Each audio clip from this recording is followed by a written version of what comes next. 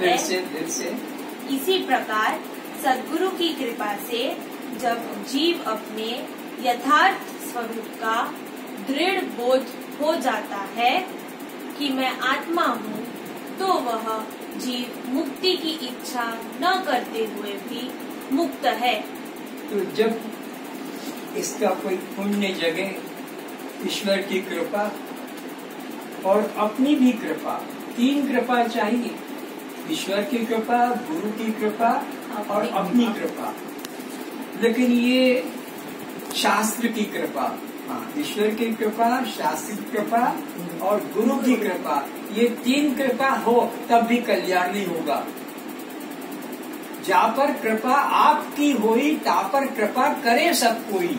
अपने पर कृपा करो और तुम आके ना बैठोगे तो ये ग्रंथ क्या करेगा और मानव जीवन क्या करेगा? और ईश्वर की कृपा क्या करेगा? ईश्वर की कृपा से मनुष्य ही मिल गया, गुरु की कृपा से तुम्हारे को ज्ञान सुनने को मिल रहा है, शास्त्र की कृपा से वो तुम्हारे अंदर प्रवेश कर रहा है।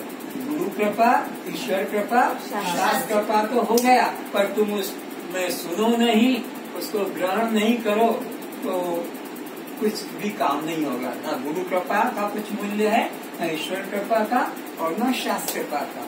तो जा पर कृपा आपकी हुई, ता पर कृपा करे सब कोई। अब ये आप सुना रहे हैं, मुझे तो पता नहीं क्या तरीका है सुनाने का।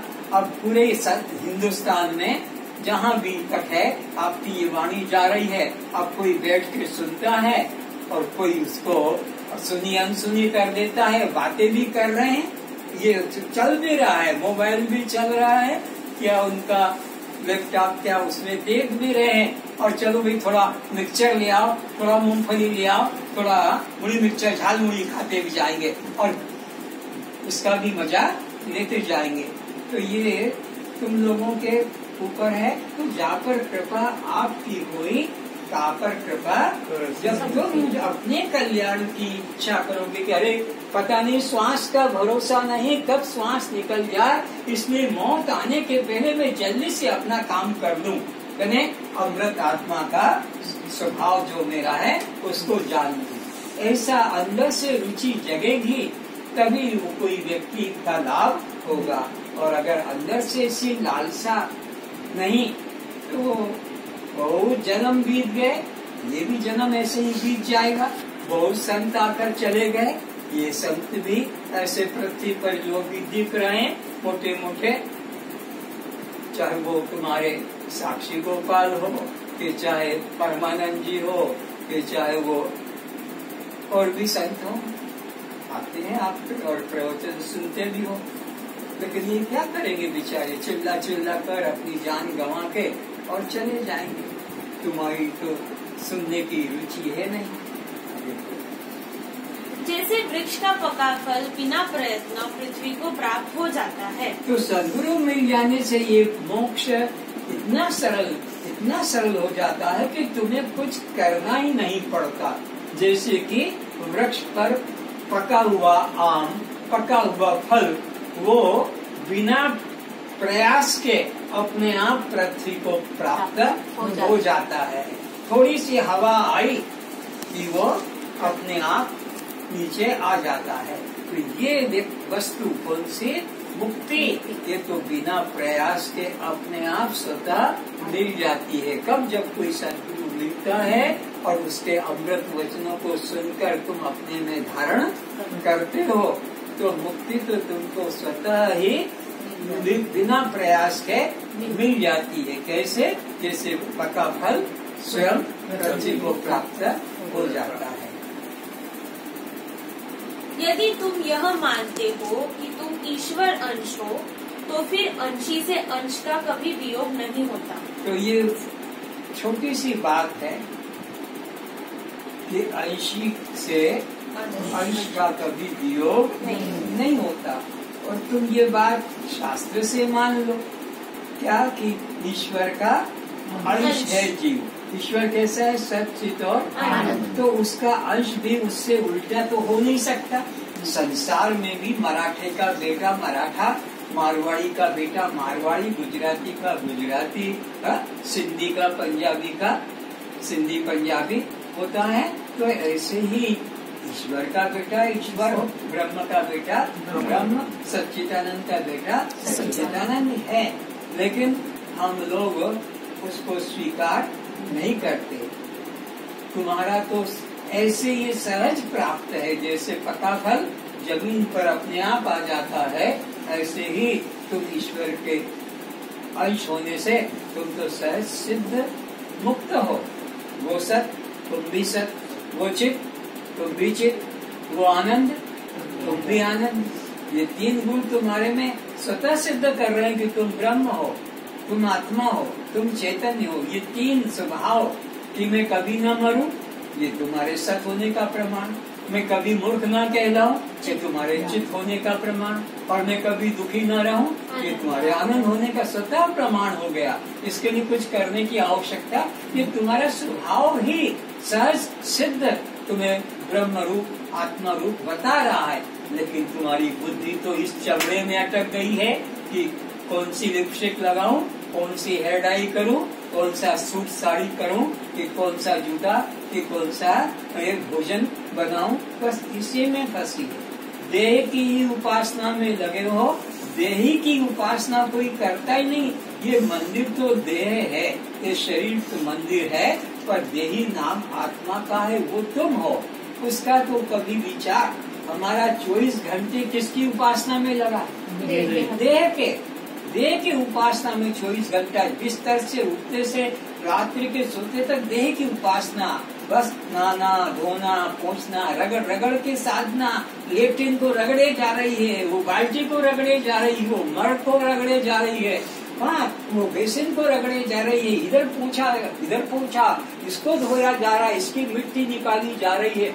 देख देख के मैं तो थक जाता हूँ, इतना इसमें आसक्ति, इसको सफा करने के लिए। और ये जो अंदर गंदगी का भंडार भरा है, उसको सफा करोगे तो काम बनेगा। नहाए धोए क्या भया, जो मन की मैल न जाए, मीन सदा जल में रहे, धोए न बास जाए। धोने से भी मछली की बदबू नहीं जाती है। तो ये बाहर के सफाई कर करके तुम अपना कितना समय नष्ट करते हो। तो सुबह से इस मंदिर की उपासना चलती है, फिर किचन में घुसे तो अब क्या बनाना है, क्या छोकना, इडली डोसा हलवा की पोहा की पूरी कचौरी की झाल मुड़ी, दिन भर सुबह से। तो फिर ये तो अभी बनी, अभी नाश्ता हुआ कि अब फिर 12 बजे खाने में तो भाई उसकी वो चावल बनाना और फिर कड़ी बनाना, चने की दाल डाल के। उषा बहुत बढ़िया कड़ी बनाती चने की दाल डाल कर। तो ये एक एक स्वाद जीभ पर लटक रहे हैं, इसके अंदर दिन भर चला जाता। फिर संध्या को तो क्या नाश्ता तैयार करना है, उसके लिए भाई मुड़ी मिक्सचर को मिला दो, थोड़ा सा फ्राई कर लो, फिर रात्रि को जो खाना जो बनेगा वो अलग बनेगा। तो वो इस तरह से अब बताओ कहाँ है तुम्हारे पास समय है परमात्मा के लिए। तो सारा दिन सुबह से संध्या तक रात्रि तक इस देह मंदिर की पूजा चलती, देह मंदिर की पूजा।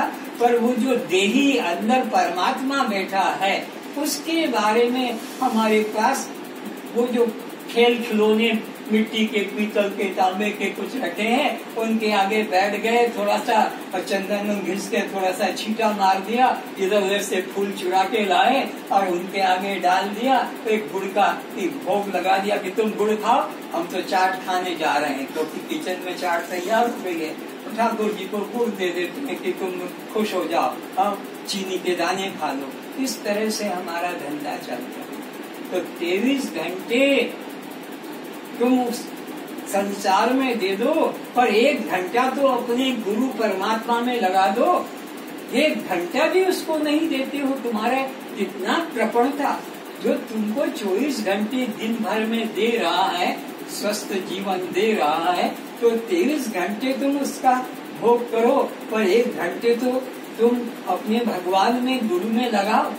इसीलिए तुमको एक पत्र दिया है 10-15 आइटम का, मुझे तो पता नहीं है, उसमें लिखा है कि आज से मैं अपने लिए आधा घंटा ध्यान में बैठूंगा और आधा घंटा अपने गुरु को दान रूप में दूंगा। क्या दूंगा? श्वास, प्राणायाम, ध्यान। गुरु को पैसा नहीं, कपड़ा नहीं, सोना नहीं, आधा घंटा उनको भी दान रूप में गुरु की सेवा में कैसे कर पाऊंगा? कुछ तो वो पैसा लेते नहीं, कि कपड़ा लेते नहीं, कि खाना लेते नहीं, वो कहाँ मैं कहाँ। तो अब यहाँ से मैं उनकी सेवा में आधा घंटा ध्यान में बैठूंगा, उनकी सेवा में दान रूप में। अपने लिए भी आधा घंटा, तो 1 घंटा पूरा नहीं बैठ पाओ अपने लिए तो आधा घंटा बांट लो, आधा घंटा अपने लिए और आधा घंटा ये तुमको कागज भेजा है सबको, लेकिन कितने लोगों ने पढ़ा है और रख दिया कि वहाँ स्वामी जी ने भेजा, बस उसकी कोई एक आइटम भी अपने लिए कि आज मैं झूठ नहीं बोलूंगा, आज मैं किसी की निंदा नहीं करूंगा, आज मैं किसी की निंदा नहीं सुनूंगा। लेकिन हम तो कान खोल खोल कर और बताओ और क्या देखा तुमने उसका, और वो क्या करते थे, वो कहाँ तक गए, एक एक बातों को तो पीछे भी लग जाते हो अपनी साइकिल अपनी गाड़ी लेकर कि ये दोनों कहाँ जा रहे हैं, किधर गए, किस होटल में गए, कहाँ क्या किया। तो तुम तो इसमें अब लगे रहते हो चमारी धंधे में, अपने लिए तो समय नहीं। तो इसलिए वो कागज भेजा है सबके पास में कि किसी की आंख खुलेगी, बुद्धि में जगह होगी तो उसका उपयोग करेगा कि आज मैं इस प्रकार मौन रहूंगा, आज मैं व्यर्थ बातें नहीं करूंगा, आज मैं इस प्रकार से किसी की निंदा नहीं करूंगा, प्रणाम करूंगा। पत्नी मुझे प्रणाम करे, मैं पत्नी को, पर क्या जान के, परमात्मा जान के पत्नी को प्रणाम नहीं करना है कि पति को नहीं, पर पति को करते समय मैं परमात्मा को प्रणाम कर रही हूँ और पत्नी को प्रणाम करते समय मैं परमात्मा को प्रणाम कर रहा हूँ। इस प्रकार से अपने अंदर और हर समय ये भाव रखे कि मैं अकेला नहीं, मैं अकेला नहीं, मैं परमात्मा के साथ। कभी भी अपने में अकेला होने का भाव न आना, हर समय दिन भर में कहीं भी रहो, खाते पीते सोते उठते बैठते, लेकिन ये भाव जगा के रखो कि मैं अकेला नहीं, परमात्मा मेरे साथ है, मैं अकेला नहीं, परमात्मा मेरे साथ है, परमात्मा मेरे अंदर है। तो तुम्हारे द्वारा कुछ भी गलत काम नहीं होगा, क्योंकि परमात्मा तो मेरे सब कामों को देख रहा है, परमात्मा तो अंतर्यामी है, वो तो मेरे हर कामों को नोट कर रहा है। मन में विचार उठाए वो भी नोट कर लिया, कर्म तो बाद में होंगे, पहले मन में विचार उठता है, फिर वाणी में वो कर्म उतरता है और उसके बाद में फिर वो हमारे हाथों में आता है। कर्म कभी भी पहले हमारे हाथों में वाणी में नहीं आता है, कर्म कहाँ से शुरू होता है, मन से। इसीलिए शास्त्रों में भी आता है मन वचन कर्म से मैं किसी को कष्ट नहीं पहुँचाऊंगा। तो मन में आता है पहले किसी के प्रति अच्छा भाव, तो फिर वाणी में भी अच्छी बात निकलेगी उसके लिए और सामने आएगा तो अच्छा व्यवहार होगा। और मन में अगर किसी के प्रति बुरा भाव आ गया तो वाणी में भी उसके प्रति अपशब्द आएंगे और सामने आ गया तो उससे हम हाथापाई भी मारपीट भी कर लेते हैं। तो इस प्रकार से अपने मन में सब समय ये भाव रहे कि ईश्वर मेरे साथ, परमात्मा मेरे साथ है, मैं मेरे साथ परमात्मा, मैं परमात्मा के साथ हूँ। तो फिर अब तुम्हारे को डर नहीं रहेगा और तुम्हारे से कोई गलत कर्म नहीं होगा। अरे कोई भी बेटा अपने बाप के सामने बैठ के कुछ गलत काम नहीं कर सकता। बाप मेरा पिता देख रहा है, उनके सामने ये काम मैं कैसे करूं? तो जैसे संसार में बाप के सामने बेटा या गुरु के सामने शिष्य कोई गलत काम नहीं करता, तो फिर परमात्मा के साथ सामने मैं कुछ गलत काम कैसे करूंगा? परमात्मा तो मेरे सब कामों को देख रहा है। वो पत्र बहुमूल्य पत्र है, करोड़ों करोड़ों की संपत्ति से अधिक वो तुम्हारे कल्याण करने वाला पत्र दिया है। जैसे क्लास की समाप्ति पर एक अनुभव दर्पण दिया जाता है, उसका तुम्हारे लिए कोई मूल्य नहीं, बस कहाँ रखा है वो तुम्हें पता भी नहीं। जब मैं पूछूंगा वो कहाँ रखा है और फिर क्या है, वो हमारा पहले वाला खराब हो गया तो हमको नया दे दो। तुम्हारा 100 रुपए का नोट तो संभाल के रखते हो, 2000 का नोट तो संभाल के रखते हो, ये कैसे तुम्हारा खराब हो जाता, पुराना हो गया वो प्रमाण पत्र अनुभव दर्पण, अब नया मुफ्त में। तो इसलिए मैंने उसमें 100 रुपए जमा करोगे तो मिलेगा किसी भी तरह से कि उसकी कुछ वैल्यू समझो, तो तुम इसके वैल्यू समझते हो। लेकिन गुरु के द्वारा वेद उपनिषदों के द्वारा जो यथार्थ आपको उपदेश दिया जाता उसमें रुचि नहीं होती है, तो कैसे कल्याण